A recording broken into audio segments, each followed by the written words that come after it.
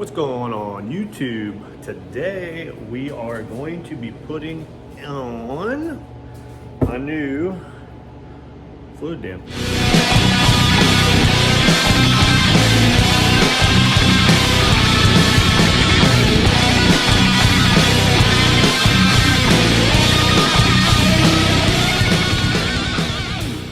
So I've always ran a factory fluid damper and never had any issues with it. And I was even told by a very smart guy in the F-Series world that factory ones actually do better than a lot of these aftermarket joints. I've never had any actual bearing problems regarding, any bad vibrations or really seen any signs of harmonics in the bottom end. So factory one seems to be doing just fine. But I got a slamming deal on this guy, and if I'm gonna go mechanical at some point, you see those 3 holes in there? Well, that's where your crank is gonna go for your belt for the mechanical pump. So I'm gonna have to go to this if I'm gonna go mechanical, and word on the street is I might have a mechanical setup on its way. We'll see. I don't know yet. For now, we're just gonna run the twin pumps. Also, just got word turbo is on its way. Well, power, babe. The Precision finally finished it up. Should be here Monday morning. So good to see the opening of that guy, and guys will have to tune in to see what the turbo is. A brand new turbo for this year. It's gonna be sick.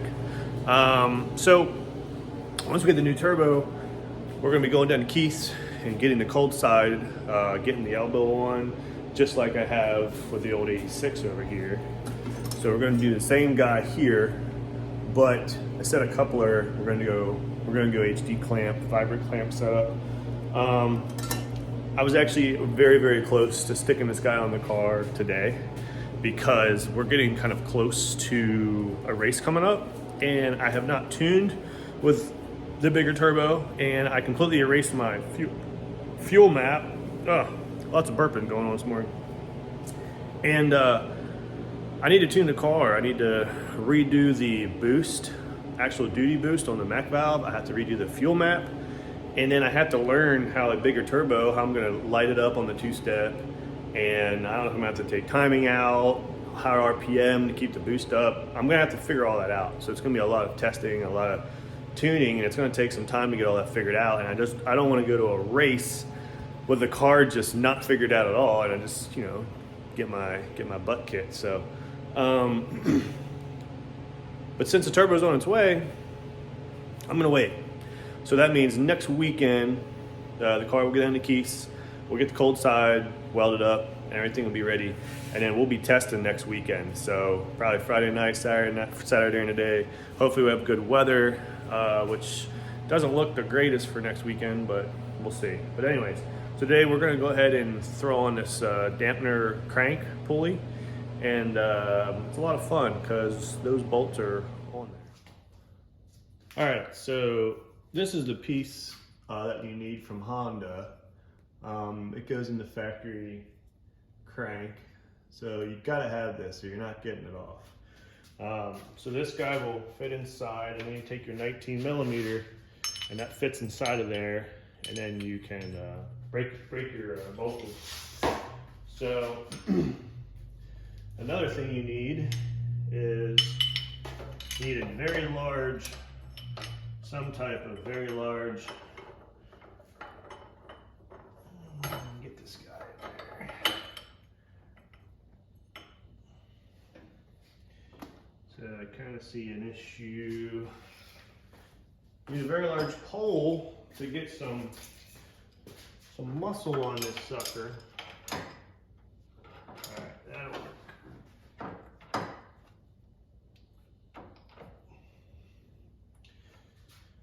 So we're gonna put our big pole on this one, and we just hope we don't bust nothing. Pretty much how it goes. Slide that down here, and then she broke loose. They're on there pretty tight. All right, we got the stalker guy off here. So that's our stalker. It's actually brand new. I got a brand new one when I went with the K. And then here's our aftermarket. So everything matches up good. This has got some weight to it compared to this one. That's just because it's, I guess, the dampening inside, but this is supposed to mitigate vibrations and it's supposed to do some good stuff. And it does have the timing marks and stuff on there, just like factory. So key marks are all the same, and it still has the factory guide that you can get your tool in there. But then it also has our 3 holes that we really need when we go to the mechanical setup. So factory one does not. I even thought about maybe trying to make something to do the factory deal, but there's really nothing that I can do. So pretty much forced to go to something like this or an ATI. So we'll go ahead and slap her on. Big shout out to my guys here at Circle D. We got ourselves a new sweatshirt for the year. Got the Circle D logo on the back and in the front. Looking good, guys. Appreciate it, Pete. Thanks, man. Gotta be rocking the D this year. Awesome converter, guys. Awesome converters. Most of their stuff is all custom. So if you don't mind spending the money and getting the best of the best, Pete at Circle D is the place to go. Definitely a game changer with my car, and awesome products, super great service, awesome guys. Big shout out to Circle D, guys. Thanks. All right, so we're gonna go ahead and get our crank bolt back in. So what I do is I put some ARP on the threads and a little bit on this side and this side of the washer. And what that allows you to do is torque this down to actual spec. I don't think I have a torque wrench to actually go to the factory spec, so I'm gonna do a little bit of good and tight. I only had an issue one time, and it's because I put this on dry with nothing, and I had a crank bolt walk out on me one time. So you're not supposed to really have to use thread lock and stuff like that, Loctite, to keep the bolts on. But it is advised you use some type of lube. That way you get a really nice tight grip on everything. Because remember, if you don't have lubrication on stuff, the drag of the parts makes it hard to actually torque the bolt to actual good spec. So you can get it tighter with lubrication versus dry, you won't get it as tight. So we're going to throw this bolt on.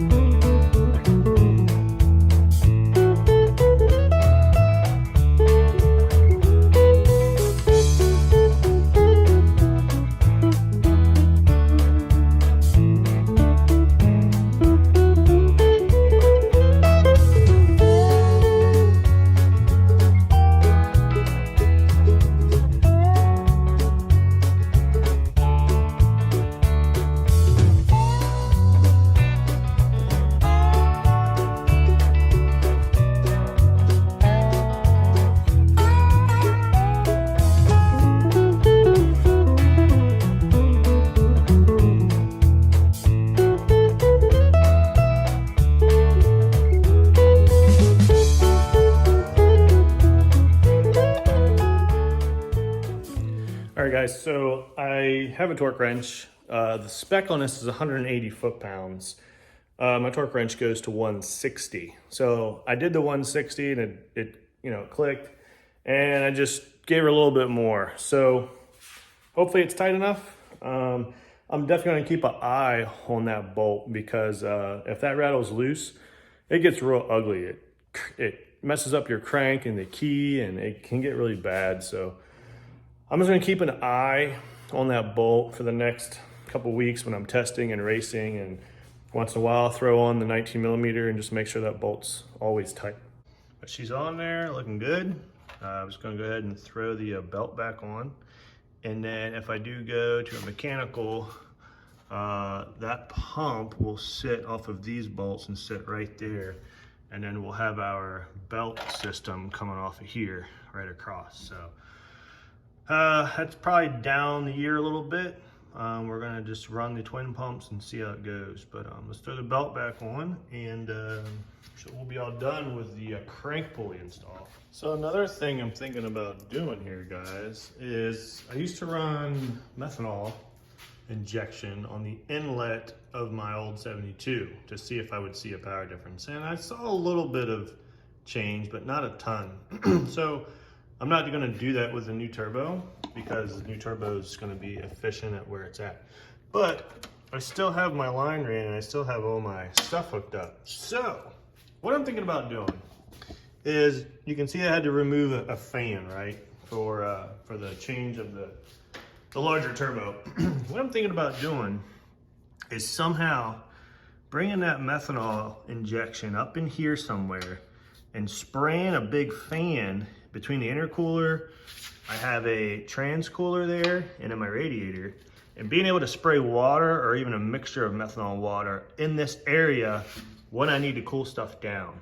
So for instance, when it gets really hot in the summer and I'm cruising like highway speeds with a power glide and those short gears, you know, RPM's kind of climbing, and I wouldn't say it struggles to keep up, but you know, I'll see 210 or something, which isn't crazy. It's nothing to like freak out about, but it's getting kind of warm. Trans gets a little warm.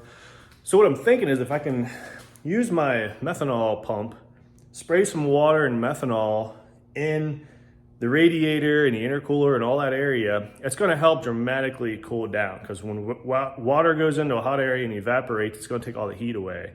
So my cooler, my radiator, and even my intercooler is gonna get some of that water, and it's only gonna work if I'm cruising 40, 50, 60 mile an hour, getting that airflow through there, and it should cool everything down. That's the theory. So I'm gonna do kind of a temporary install with some zip ties and stuff. I'm really not gonna be able to test it really good till it starts getting really hot out, because right now it's 30, 40 degrees out. And it's not gonna have any problem staying cool. But I could probably still test it, go out, get the car kind of warm, and then spray it and see if I see a big change in any of my temps. So it's just an idea I was throwing out in my head, so I might do that. A lot of the classes nowadays are going to these cruises before the races, and if we start racing in like North Carolina, South Carolina, where it gets to be 90, 100 degrees during the day, and we're out cruising for 20, 30 minutes, if it gets warm, I can easily just cool it down with some water. So we'll see if it works. I'm going to go ahead and set up the line so it's in there, and then probably do like some type of little temporary install just to see if it works. All right, so there you see the nozzle, and I'm gonna go ahead and go in the car and see how it sprays, if it sprays well.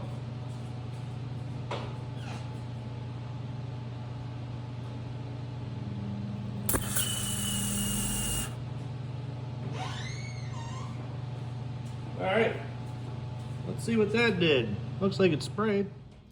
All right, well, we shortened it way up. It was spraying way too far down, so I moved the nozzle a lot further up. So see if we get a better pattern higher.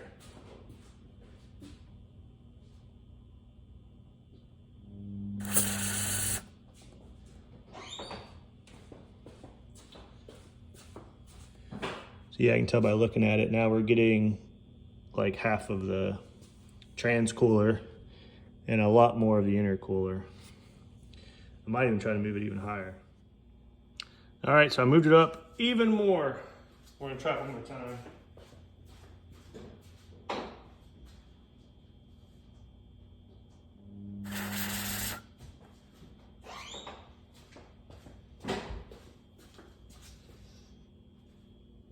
All right, looks pretty good. It's getting 3/4 of the transcooler and majority of the front of the intercooler. Plus, we're gonna be driving, so we're gonna have some airflow coming through here.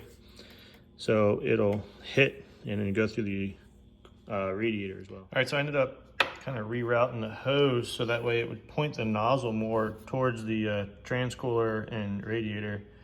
And it hit like almost the entire, you can see the wet pattern there. So I think we're in business, guys. So we'll see how that works.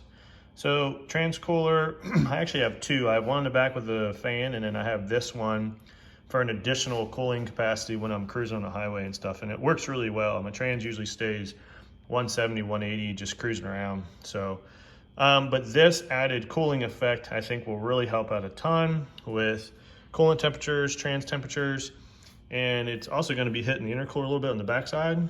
So, you know, intake temps, I guess, will help, but I never really had problems with intake temps with this massive intercooler. So I think it's a success. We're going to try it out and play with it and see if we get some really good cooling effects from this whole setup. Also, I'll probably run a 50-50 mix of like water and methanol. I don't think I want to run straight methanol, even though methanol evaporates very fast. I just don't know if it'd be good for the aluminum to have just straight methanol running through there. I don't know yet, we'll see. Because the water mixture with the methanol, it really helps evaporate the water too, and it's a pretty good mixture for cooling effects. I know there's a big back and forth on water injection versus methanol versus 50-50. I always used to run straight methanol, but for spraying like intercoolers or radiators or stuff, I don't really know what's gonna help more. So might have to play around with that too. We might try water, we might try methanol, we might try a mix to see if we get any type of change when it comes to cooling the trans and cooling the coolant. So I think that'll do it for that. So next is waiting on this dang turbo. All right guys, so I had to do a little cutting. I cut the ends off of these studs up top and I was able to get all four on, and they look really good. It's definitely a pain to get them on with a stud, but once you have your hot side bolted up to your manifold, I almost never uninstall this. So anytime I need the turbo off, I'll just undo the V-clamp, pull the whole turbo out. But they're working good. So this is my old 84 guy. The new turbo should not be too much different. They should pretty much be the same kind of setup. So hopefully it all falls into place just fine, but it beats having those old bolts there. So he's gonna be able to torque down. The only thing I'm gonna have to do is I bought a wrench, and they do make like mini 12-foot crowfoots. So there's a little piece missing here because as you can see, you can't get the back end. So I just bought another 14mm Craftsman that's on its way, and I'm just going to take whatever I need out to get in there to tighten these up. And it's gonna be like a little bit of turn at a time, but it will work. So since these are 12 points, I only have flathead crowfoots, which are not gonna work for these guys. So, but we'll get that situated, and when the new turbo comes, we'll have our new wrench, and we'll get those bolts tightened down. But looks like it's gonna come out really good. So appreciate there, Jason, for the hardware. So another good maintenance thing is to make sure that your MAC valves don't have a lot of trash. So you can see kind of like the dirt on those screens. See all that? So I'm gonna go ahead and take this guy apart, clean it real good, make sure that everything's working good, everything's lubed up, because these make a massive difference on your boost control. You gotta make sure your MAC valves are working good. So open this up, show you guys what's inside. So one of the main reasons I'm taking this MAC valve apart is having some leak problems. All right guys, so as you can see, a little dirty inside, a little dirty. So you can see all the crap built up, it's getting splattered. And then this guy is your actual solenoid. So this is an electronic part that actually pulses. And this is all greased up in the inside, and you want to make sure that's clean and greased up really good. And then your plunger is in here. So that guy that's right there, that comes out, and that plunges up and down and circulates the airflow on what port.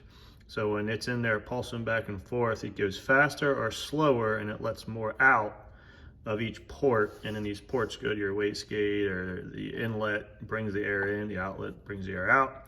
So they're really simple solenoid, but you gotta make sure they're working good. So we're gonna clean this guy all up, re-grease it, and she'll be good to go. All right, so I went ahead and brake cleaned this out and got all the gunk out, and a ton of crap came out of it. So what I'm gonna do now is I'm gonna try to slide some grease. So this main guy through the center, I think on the 3 ports they come out fine, but this guy, for some reason, I couldn't pull it out. It might have been because of his O-ring. I didn't want to pull it out, tear the O-ring, so I just cleaned everything in there. So now I'm gonna go ahead and squirt some little grease down in here just to make this operation. I mean, it works really good right now. You can see the plunger plunging, and it's not much. It's very, very, very small, but it is working. So we're gonna go ahead and do a little grease, button her back up, test her out, and this will be it for the Mac valve maintenance. All right, guys, so come to figure out, I have 2 Mac valves here, as you can see. I have a backup as always. Anyways, the reason I was taking this apart and cleaning it was because I was getting some leakage in my bottom port when it was closed. So I was thinking there was some trash in there. So cleaned out with brake cleaner, greased it up, and there's no different. So I don't know if I have a ripped O-ring or what. So when I put, and how you test these, if you put air in your bottom inlet, all right, that's the vent, okay? So you put air to the bottom inlet, and you should only have air coming out your bottom hole. And this bottom hole goes to the bottom of the wastegate, and then that opens your wastegate. Well, I was getting some leakage, so I was getting air out the top as well. So that's why my wastegates on wastegate pressure was actually 3 or 4 PSI higher than my springs, which is typical when you're having like boost controllers involved and stuff. It's never like, if you have a 10-pound spring, you're not gonna have 10 pounds. You might have 11 or 12, but mine was way off. And that's why I was getting leakage through here. So I got out my backup, I put air to the bottom, and I don't have anything coming out of here. If I hold this and put air to it, there's nothing coming out. And then as soon as I hook up my 12 volts, it all comes out here. So I'm gonna switch over to my backup guy. This one, obviously, I've been running this for a couple years. They go bad. I mean, these Mac valves are cheap. I can get these for like 30 bucks. I know there's a couple aftermarket companies that, you know, supposedly make some more rugged Mac valves, but these are cheap. Anyways, this one's pretty much trash. I mean, it still works, but it doesn't work very well. So we're moving over. We'll have a new Mac valve, which means better boost control. So yeah, this guy just wasn't working well. So good thing I tested these, and that's what it's all about, is making sure your stuff's working correctly.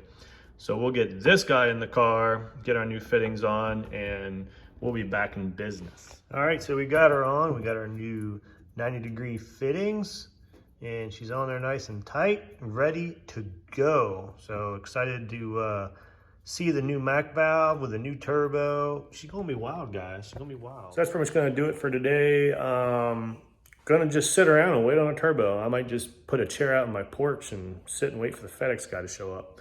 Looks like Monday morning. So next video, I'll have the unveil of the new turbo, and we'll talk about the new turbo and the setup and why I went that route and all that good stuff.